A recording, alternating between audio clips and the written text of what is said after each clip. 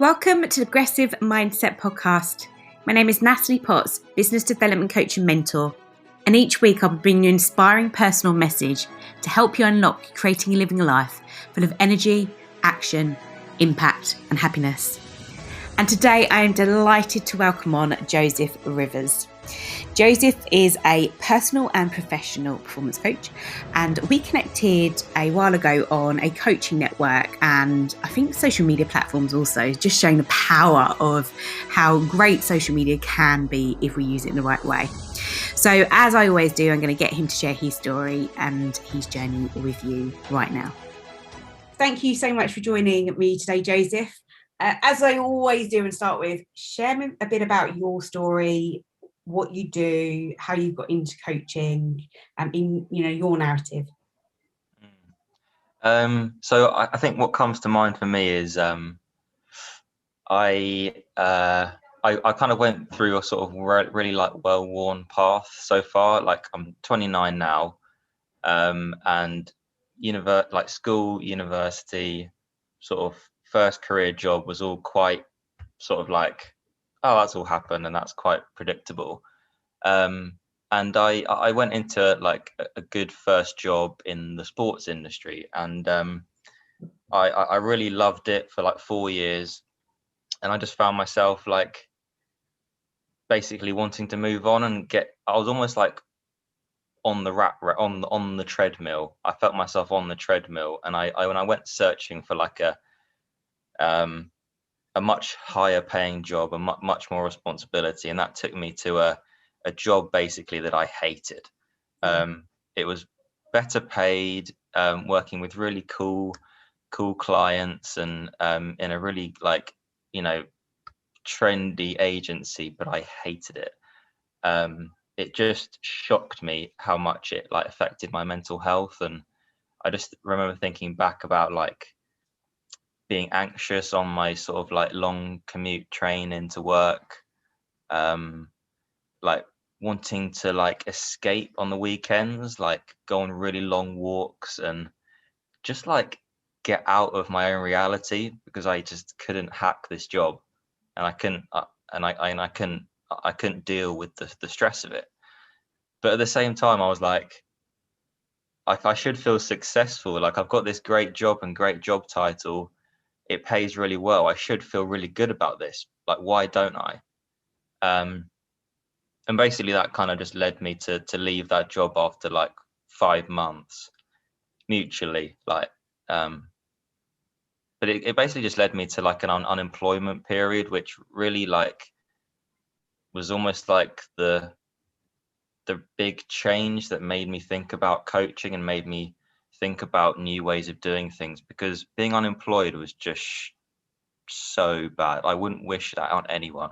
I was unemployed for like 5 months, not working, but I was doing night shifts in my Tesco, in a local Tesco.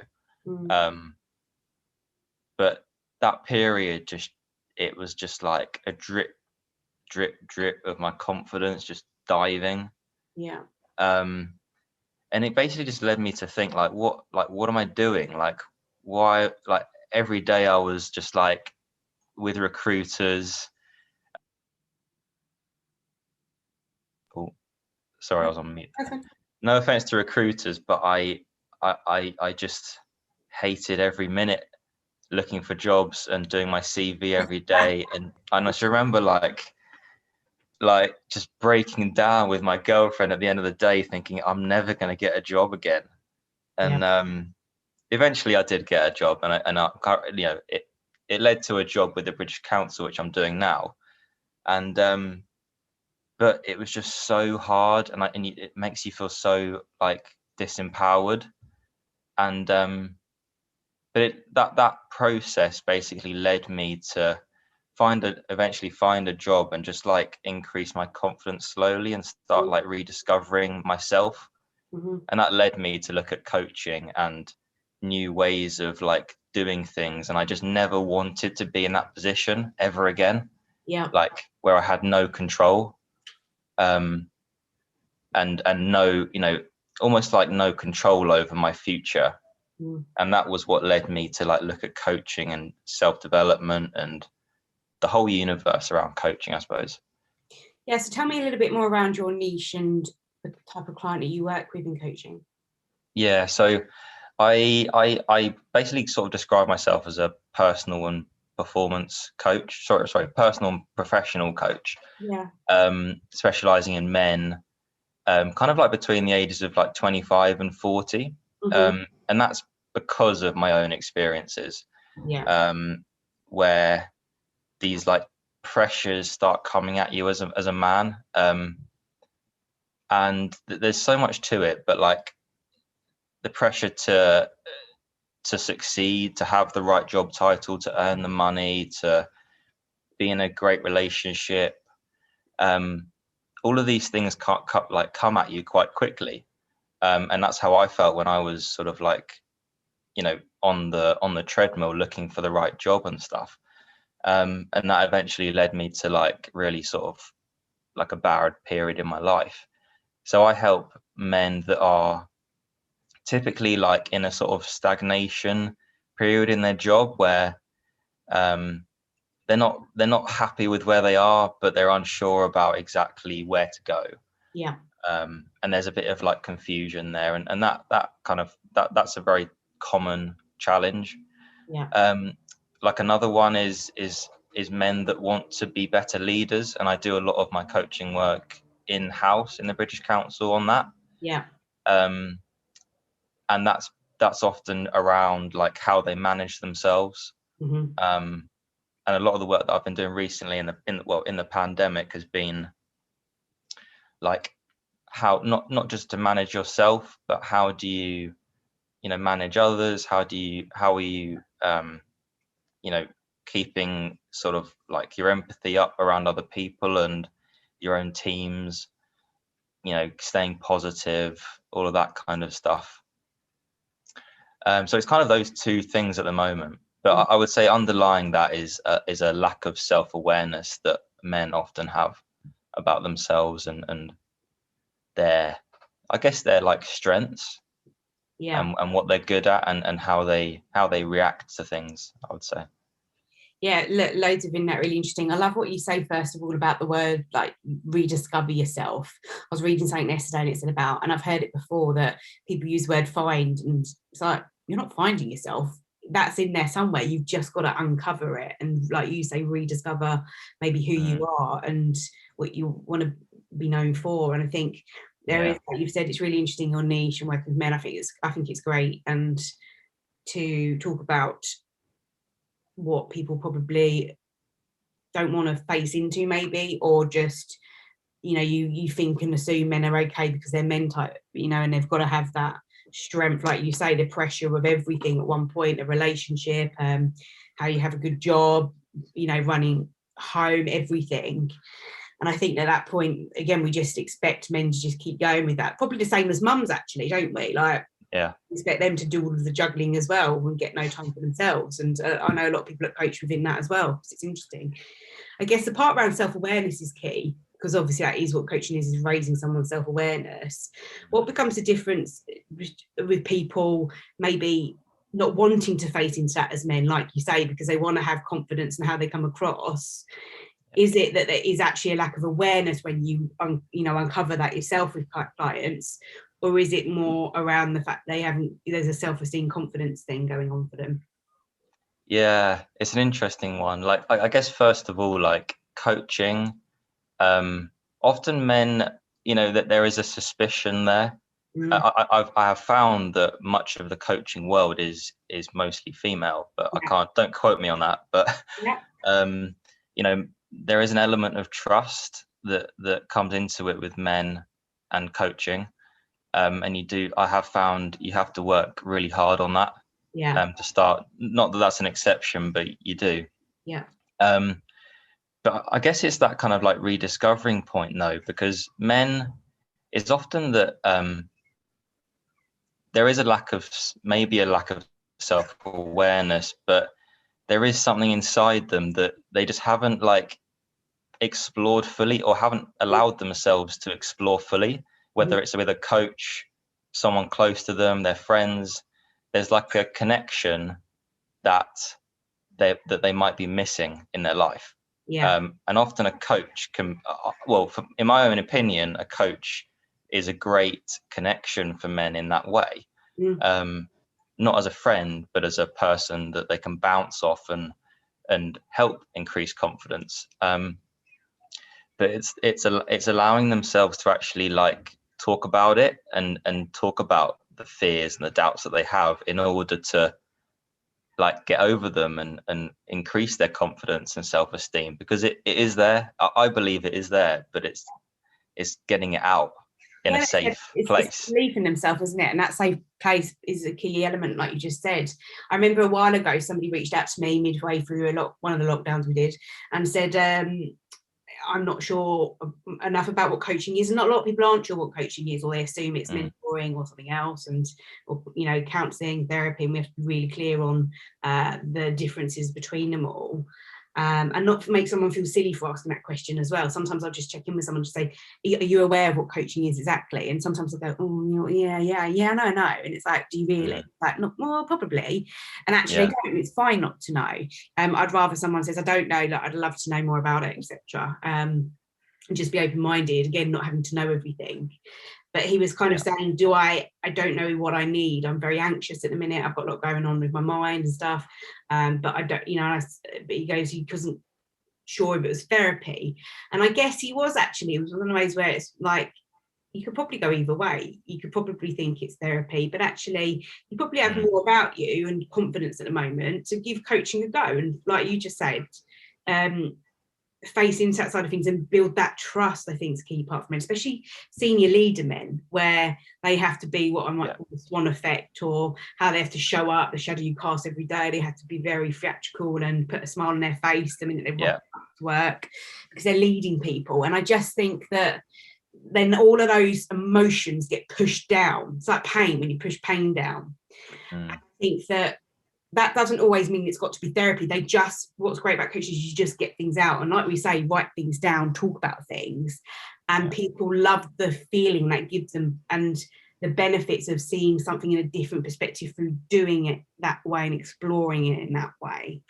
So I think it's interesting. And I think as a coach, you have to almost be more aware of exactly that bit. When can it be coaching versus therapy, counselling, and saying to somebody, not sure coaching's right for you, opposed to telling them, or actually coaching them and seeing what it brings, but not being mindful of the going down a mental health route as well. So like you said, it can take a long time. I can understand that.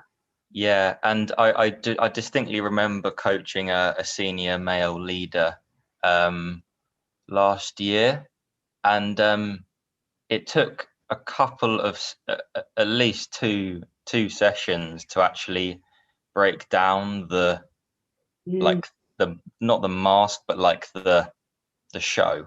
But, I was a man, but I was less senior than him, and we both knew that.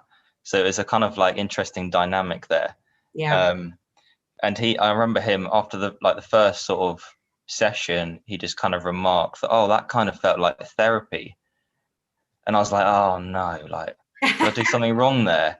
But on reflection, I think it was because he had not been asked these questions before.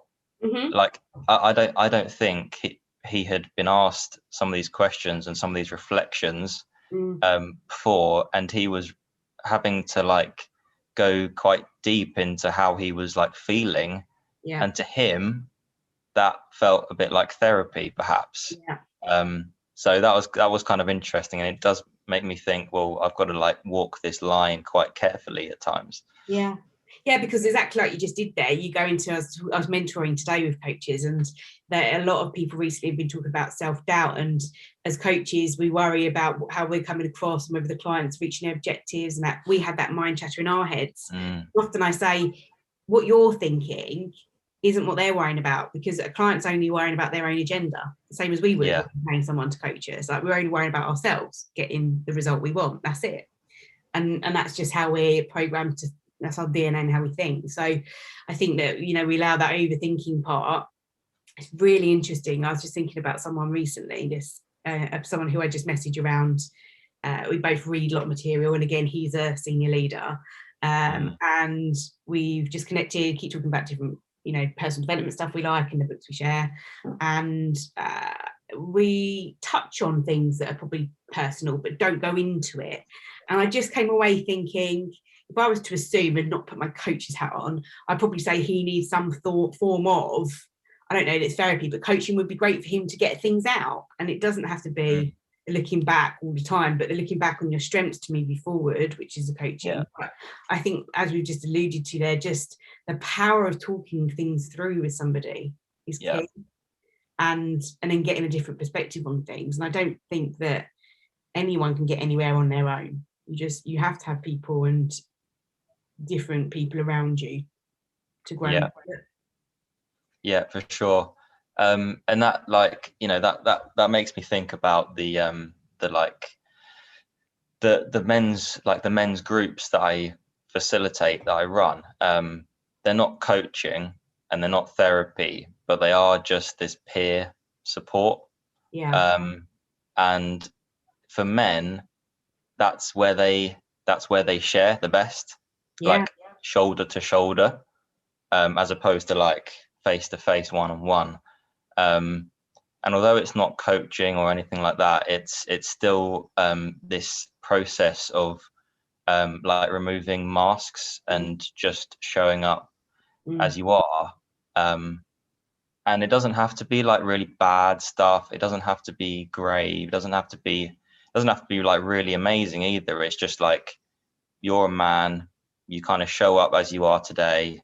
There's no judgment. There's no preconceptions about anything. It's just, here I am today. And that, I've been doing that for like a couple of months now, and it's really like magical how it helps men in these kind of situations. Yeah, for sure. Yeah, I was just reflecting myself on so I lead wellbeing as well, and I'm really passionate about it, along with I do shout. But I was talking to some guys that I work with, and they were sharing about, they were like, we had a wellbeing chat today, Nat, and I was like, right. I was like, what did that look like then? They said, well, they went for a little puff outside and that, and they said, yeah, we had a little chat. I said, yeah, well, we were talking about mental health, and that, I'd had an actual conversation with one of them one-to-one in the week, and he'd been struggling a bit. We just spoke things through. It was really nice, and you could tell that it was that emotions just coming out for him, and but without getting too into the detail. And I think for him, it was just someone listening. And then they were saying, and I said, what was in his chat then? And they said, well, we said we kind of just need to man up. And I was like, no. No. Like, those aren't the words we use. They said, no. They said, look, it was really good. We just were chatting about things. It felt good that we're bouncing stuff off. It felt good that we kind of all said, actually, it's been a bit crap for all of us in some way. And like you said, they said, we just listened to each other, really. And it felt okay to do that. And like you said, that safety part. And I think exactly like going back to the Roman Kemp documentary that was on recently about mental health and suicide and everything, that we need to normalise this mental health stigma that we've got more, because I still think it's so stigmatised. I really do. And I think we need to do that even more in men. I think we'll crack it better if we go for the harder area of it, which is men, but doing it in the right soft way. And I think, like you just said, that community part and creating that is a great way to do it. How do people respond to that if there's someone that's joining initially? How long do you find it takes to get involved or share? It can be interesting. I mean, I literally did a group yesterday, and there was a new person that joined. And it is like, there is a bit of like confusion in their face. They're like, what the hell is this? What am I meant to say? Like, am I just meant to say how I feel? Like, so there is a bit of a like a warm up. You do need to warm up a bit, because the people that come to these, they come like sometimes every day. There's a group every day, that is put out, and some people come every day. It's just like part of their routine, and others come like once a week, whatever. But again, it's like that trust thing. There's a bit of a scoping out of, can I trust these guys? and eventually, you can, because when another man shares something really, really openly and vulnerably, then immediately that person is like, oh shit, like I can say that. I can say that too, or I've experienced that too. And that is so key. Like on that road, on generally the mental health thing, like it's the fear, the fear of rejection, the fear of being like humiliated, embarrassed by what you're saying, and that I think it's that still still exists. Like I think that doesn't just go away. No. Or it's really hard to make people like kind of like say things in spite of that fear, because it just does exist for everyone. I think that's the bit that will take a while to actually change in society as a whole, I think, because that just is there all the time. It is massive, and I think it's that's why I think it's so powerful and great what you're doing, and the fact that it shows for me someone that's very committed, and that you really believe in what you're doing as well. Like and I find there's loads of coaches out there, and there is, and people would say it's saturated. I don't think it is, but I think there's people doing a lot like earn £10,000, and I said this the other day. And I just think I struggle with that type of coach myself. I think that coaching is about raising awareness and moving people from A to B, and genuinely adding value and doing what you're great at as a coach and being great at that. And then stuff comes through fruition as a coach, etc. And your business builds. That just happens. You have to have patience. And I think people were focused in this society on the wrong things at the minute. And I think that they're putting a lot of pressure on. And it's just like when you think, I know a lot of fitness coaches, like guys and men, and you look at it and think, oh, they're so fit and all of that jazz. But actually, sometimes I can't have an articulate conversation with them because it's just about food or how many steps they've done. So that's not enough of a conversation for me.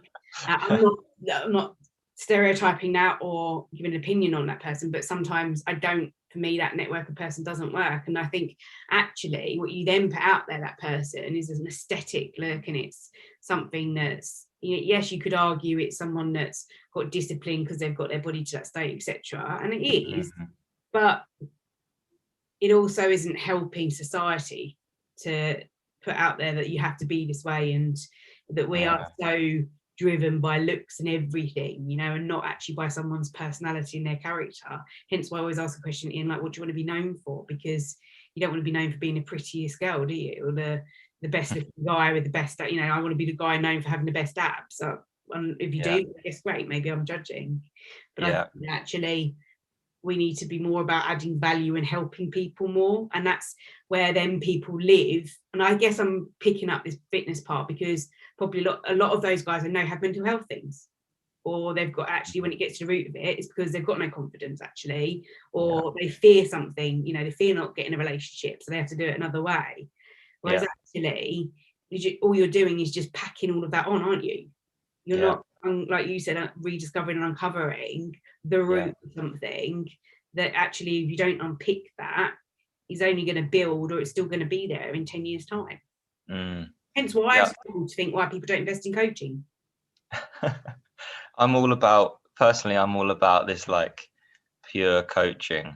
Yes. I'm all about I think, I don't know, my personality is better suited to this like pure coaching, which is just like no direction, like reflection, really good listening. Like that's what I love about coaching, the kind of presence and the space that you can create in a session. That's what I absolutely love in coaching. But I know that, as you mentioned, like the 10k reach 10k coaches, like it's like, I don't know if that's coaching, I don't know, but like that's kind of not really my bag either. It is literally, like, I like what you say there. And somebody asked me that recently in the mentoring that I do. They said about how do you build your business and the coaching. And I said today is like, coaching and mentoring are very different. And I said I am all about it, like yourself. I like to be pure coaching. And I do make that clear to people. And if they ask for mentoring, I'll share it if I can give that, because I have that expertise. And if I don't, I'll say I don't. Refer them to somebody that might. But I think, like you did just say there, that it's very easy to get into, again, what society makes us do is tell. We have to have all the answers. And actually, it's not about me having the answers, coaching. It's about you as a client and your agenda. And you come, all I'm doing is asking great questions to draw out of you. And like you say, I love that feeling myself when you get a client and they're like, I'm buzzing at the end, or they're like, I'm going to go and do this, or they'll say, that's a great question. And they're not just saying it because, they're saying it because their mind, it's like you see the cogs going when they're saying that to you. It's a great question because they're putting something out there, but they're reflecting. And they're thinking, okay. And I was talking with someone and they're saying, how do you know when to leave enough time and patience with some, like, around that space, and just having a client have silence? And I was like, well, you have to get comfortable with it, for one. And two, you have to listen more, probably, because I don't think it would feel as much of a issue for you that there is silence and you are uncomfortable if you looked at it that way. Because I very much look at it like my clients just thinking things through. And we talk more than we need to, and I'm doing it now, or we talk faster than we need to, because we have this fear of just silence. We've got to fill the gap all the time. Totally agree. Like I don't want to talk. Like I'm not a massive talker, so in my sessions, like, I don't really want to do the talking, so I almost, like, naturally just love just asking the questions and reflecting. But it's interesting, like, what I read the other day about this, like, idea that you're either doing or you're being. And I can't remember who it was, but it was like the being of you is like the reflection, the intuition, the like contemplation, that side of you that when that's going, you're more creative and you have more space and to think of ideas and think of connections. But our society is very much like we're in the doing. We love to, like, do stuff. We love to, like, fill our time. We love to be proactive. We love to plan, strategize, be really efficient with our time, processes. And it almost, like, doesn't allow us to reflect, like, really, really reflect, which obviously is a big part of coaching. As coaches, we provide that space to just be where we are and give that opportunity for someone else. And I think that's just a really nice gift, isn't it, for people? We're on autopilot, aren't we? Totally. And I love that, what you just said. It's interesting, actually. 2 people have now said that to me today, and I always say, notice what you notice. I always say that. That's what I've come through with coaching. Just slow down. What do you notice? And and someone said, coaching's about space, and I was like, I guess, but because I've always said it's about self-awareness. But when, again, like, I guess I just have little seeds and I just plant them and think, not sure what that means to me at the moment. I need to explore that. But now you said it as well. It's like, wow, like, I need to think, what, you're right. It does mean space, like, I could allude that to me that it means the space and the silence, maybe, for me, and a bit more space around, even you do a Zoom, the relationship and the conversation, and how you build the relationship via that as well in different ways. And if you were to coach someone over the phone, all those types of mediums still have to be always working. You can still do that, and you can. A lot of people say, how do you empower people through coaching without it being mentoring? Like, if I say it's great, am I not leading the conversation or telling them something? And I said, look, I think you need to stick to the pure coaching form in terms of a structure of going for a grow model for it to be coaching. By that I mean the goal, looking at what your reality options will way forward. But I also think you need to have a bit of freedom with it as well, and see what comes from it and allow it to be as well. and again, to be pure in your form. So I think you still have to empower people. Like you said, people can feel disempowered. Our job is also to raise that for them and leave them feeling that they can go and achieve things, and they are going to move that 6 to 7, 7 to 8, and move forward. And we move people forward by celebrating. That's why we look at their strengths, as you said again at the end, at the start, sorry. And we celebrate what they do well. All of this is where you're putting all the jigsaw pieces together, aren't you? Yeah, that is really interesting. Like, because I think that's a process we go through as coaches, is to like trust the process. Yes. Just trust that the client will get there, and I as the coach believe that they have the resources and everything they need to get there and make the breakthrough or whatever, have the insight, like, because it's really easy to like not trust it and like try and like either like butt in or ask another question or almost like fill the silence, just because as a coach, like, you're just worried that you're not doing enough to help them. And I'm still learning that now, but I think that's just like a constant learning thing we go through, is just to keep trusting our belief in our clients, and a belief in the process and that it will work, I suppose. And like we said, everybody wants everything yesterday, don't they? So they feel everything they do has to have an ROI on it and an outcome, and to get them, money or something, result. It's got to be tangible. I've really explored that recently. How do we make intangible more tangible? I think you said it to me last week. It's really interesting.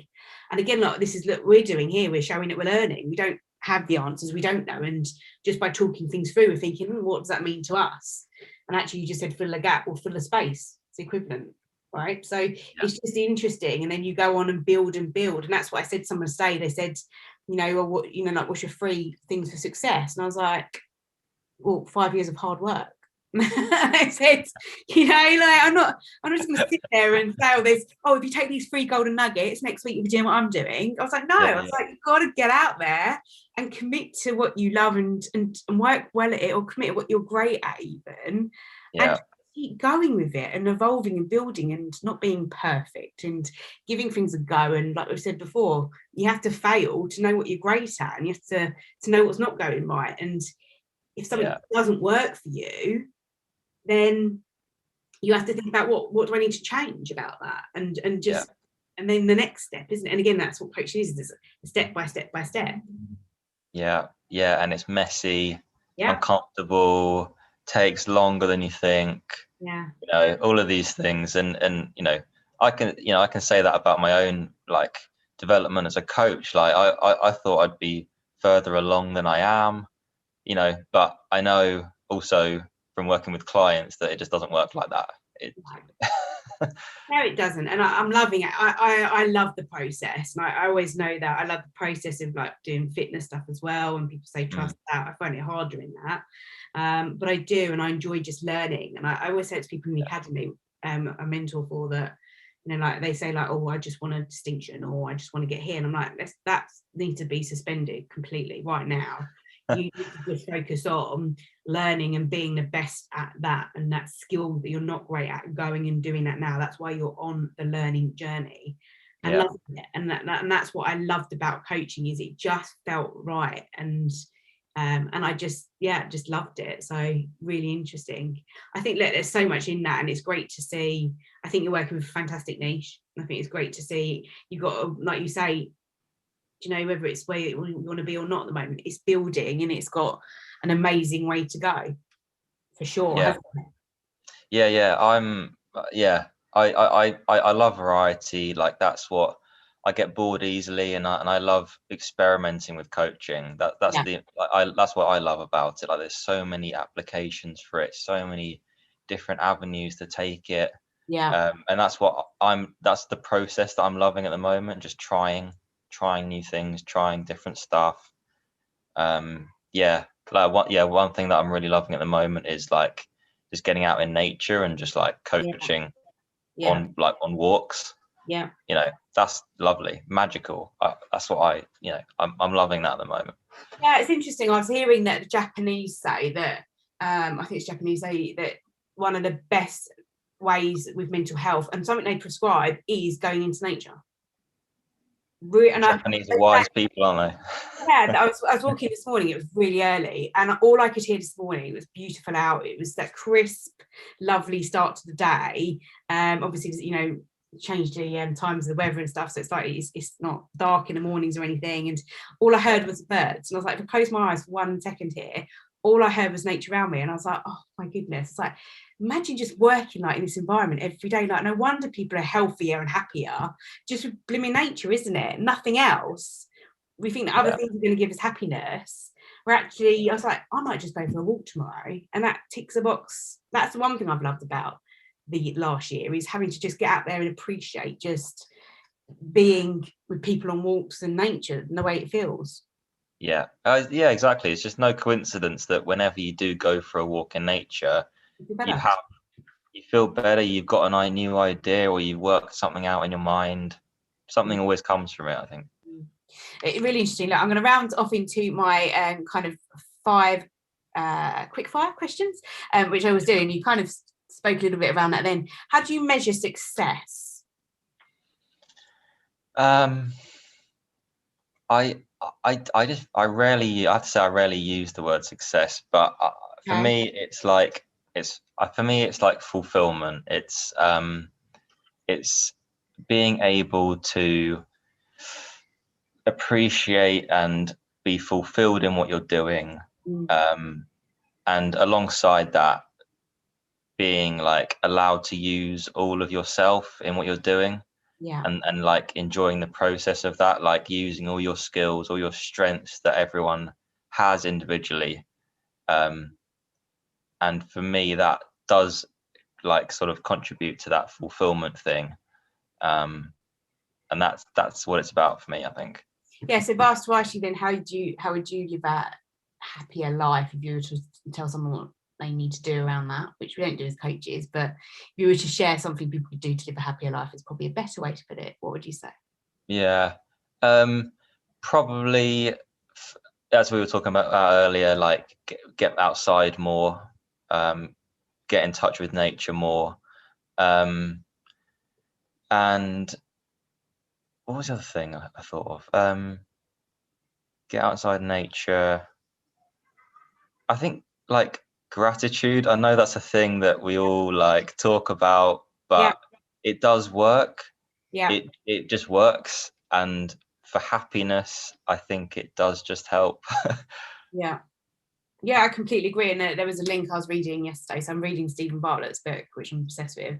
In there, and he shared in that the point exactly about the gratitude. And for me, gratitude it's not just I'm grateful for this every day. It's, you know, I've done all of that process. It's a way of, like you said, being. And I think it takes practice. I don't think it is overnight gratitude. I think that I've done a good year or so on it. And I think a lot of the work I do around getting into shout, because they called it, I'd have to go back and check the term. There's a certain term it's called about people that get a high from helping others through stuff like volunteering. Well, I've said before, he's got a nice way of putting it, because I've often said it makes me feel bad that I feel good for going on and helping people where they at a moment of thinking of taking their lives. But that's the reality. I'm helping somebody do that. And when they say stuff like you've completely changed the way I've looked at things tonight, or I was thinking of doing this and you've changed that for me, when you get those through, like, I could be given all the money in the world and I don't get paid for that, and I would never want to be paid for that. I volunteer. It wouldn't give me the same feeling that gives me. At all. And that's great. And they say that people that have higher level of gratitude tend to volunteer and give back, and they proactively seek to give back, and they have, which is my point to all of this, they live a happier life. Their mental health is better themselves, and they're probably actually gone through a route with a mental health in themselves to get them to that point as well. But and then, you know, other things are better in their life. They control things better, their behaviours, their habits. So I think, you're spot on there. That must be amazing to experience from your point of view in that volunteering then. And it's sometimes I think, God, this is quite hard. I do it every single Sunday, and I was like, this is a big commitment. And people say it's a big commitment. I'm like, really? But I love it, and I can do it anytime, 24/7, because it is obviously that. Of course, it's that set up. But there's times when I think, well, I've done this for a long. I've done it 18 months now. I was like, but I would not want to do it. So maybe sometimes I need to shift when I do it. But yeah, and I just like the fact that I feel privileged to have helped a lot of people, and to know that moment of crisis. And I feel privileged that I can have very different conversations with people. I tell you, I've learned a lot about relationships. I'm making this more about me than now, though, didn't you? But like this, I've learned a lot about how to build rapport and trust quickly in relationships. And that, like, we know as coaches, we have to build rapport quickly. It's absolutely key in building relationships. Yeah, that's amazing. Yeah, probably at high pressure as well. Do you feel pressure doing that? Like, I did at first. I don't now, because I know what to say and when. And I mean that because you have to be trained, and you have to know what to say when, and you have to know how to act quickly on some points, obviously. Yeah. So you have to be adaptable to that. But you know, I was nervous at first, but I guess that is, again, you just transfer the mindset and approach of what I'm great at somewhere, which is I like to listen, I like to learn. I know I won't get it right, but I know who's there to help me, and I'll give it my best, and I'll commit myself 100%. You know, I'll stop being distracted by things and be in the moment when I do it. It's, you know, you're just adapting and taking what you're great at and putting it to something else, which is again what we do with clients, isn't it? Say, well, what you're great at, how could you use that now? Yeah. It's all very similar, isn't it? Yeah, no, that's amazing. Yeah. Which I love. So look, kind of final question then. So what do you want to be known for? It's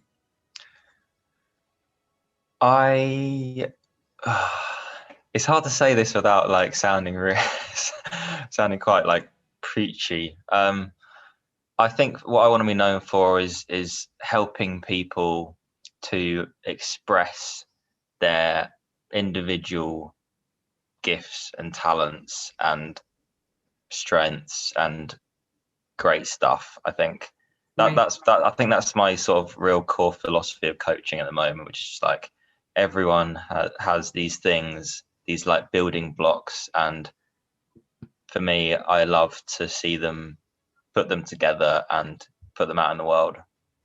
Do you think, or do you know that? I know that. Good. I'm holding your account. I love that. Look, Joseph, where can people find you? LinkedIn is where I pretty much do all my coaching stuff, and on LinkedIn. Amazing. Look, thank you so much for your time. Really appreciate it. Cool. Thanks, Natalie. A huge thank you to Joseph, and of course a huge thank you to you for listening.